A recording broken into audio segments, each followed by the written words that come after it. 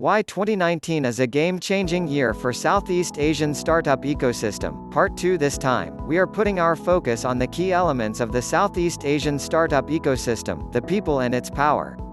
In the previous part of this series, we talked about how WeWork's failure to get publicly listed had pushed for change in the Southeast Asian startup ecosystem.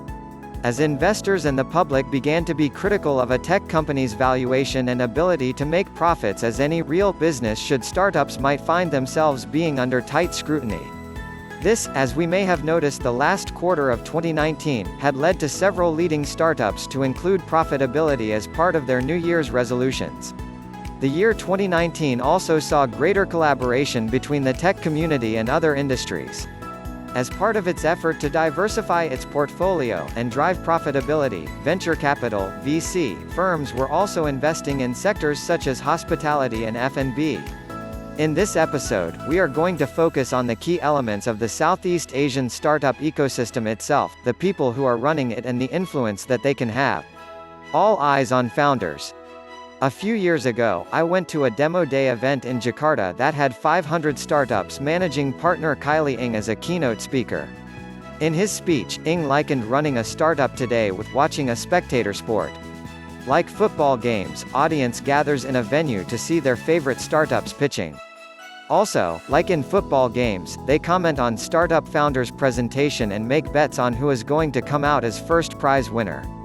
The startup community also produces a number of its own celebrities, very much like football players.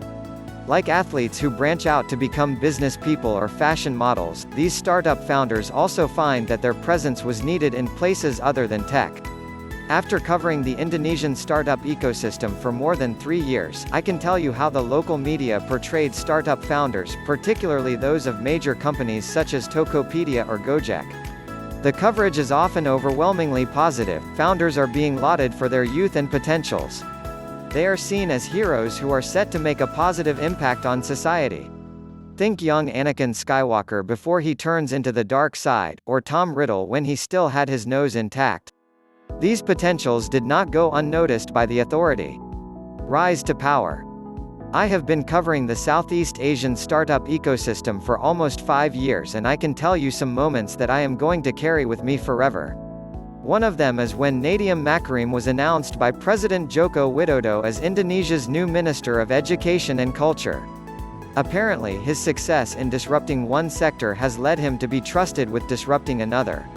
Startup founders entering public service does not happen exclusively in Indonesia.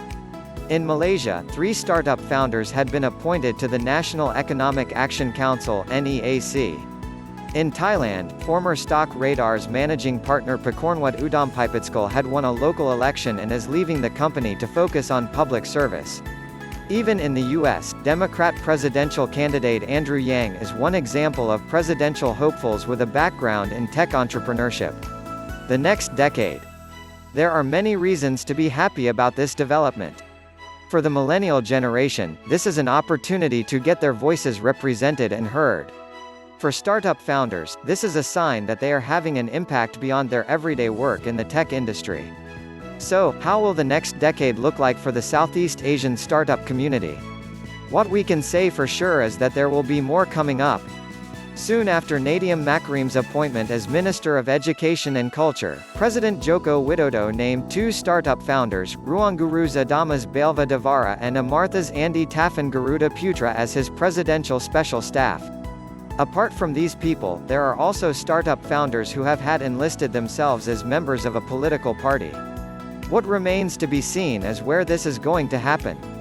Our prediction is that more and more countries in the region are going to be more welcoming of startup founders becoming politicians, but we are also aware that the situation is not always that simple. There are unique barriers to entry in every market. But since startup founders had proven from time to time their ability to disrupt and innovate, we are ready to be surprised.